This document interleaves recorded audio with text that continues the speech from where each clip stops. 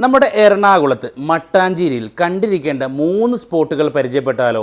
Number 1, Mattancherry palace. Portuguese, Dutch, പരമ്പരാഗത കേരള വാസ്തുവിദ്യ എന്നിവയുടെ സമന്വയത്തിന്റെ അതിശയകരമായ ഉദാഹരണമാണ് മട്ടാഞ്ചേരി പാലസ്. ചരിത്രത്തിലും സംസ്കാരത്തിലും താല്പര്യമുള്ള ഏതൊരാളും തീർച്ചയായും സന്ദർശിക്കേണ്ട ഒരു സ്ഥലം കൂടിയാണ്. ഡച്ച് പാലസ് എന്നും അറിയപ്പെടുന്ന ഈ കൊട്ടാരം 1545-ൽ പോർച്ചുഗീസുകാരാണ് അന്നത്തെ കൊച്ചി മഹാരാജാവായ വീരകേരളവർമ്മക്ക് സമ്മാനമായി നിർമ്മിച്ചു നൽകിയത്. പോർച്ചുഗീസുകാർ സമീപത്തെ ഒരു ക്ഷേത്രം കൊള്ളയടിച്ചത് മഹാരാജാവിനെ ചൊടിപ്പിച്ചതായി ചരിത്രം പറയുന്നു.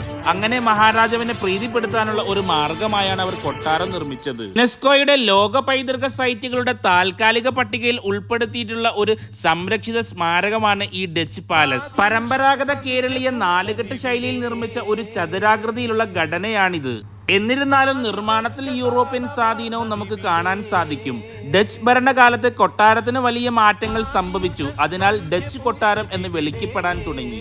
കൊട്ടാരത്തിൽ ചുവർ ചിത്രങ്ങളുടെ അതിമനോഹരമായ ശേഖരമുണ്ട്. 1864 മുതൽ കൊച്ചി രാജാക്കന്മാരുടെ എണ്ണച്ചായ ചിത്രങ്ങൾ, വാളുകൾ, കൊത്തുപണികൾ ചെയ്ത പിടികളോട് കൂടിയുള്ള കടാരകൾ, കുന്തങ്ങൾ, തലപ്പാവുകൾ, കിരീടങ്ങൾ, ആചാരപരമായ വസ്ത്രങ്ങൾ, രാജകുടകൾ, നാണയങ്ങൾ, ഡ്രോയിങ്ങുകൾ എന്നിവ ഉൾപ്പെടെ നിരവധി പുരാവസ്തുക്കൾ ഇവിടെ സംരക്ഷിക്കപ്പെട്ടിട്ടുണ്ട്.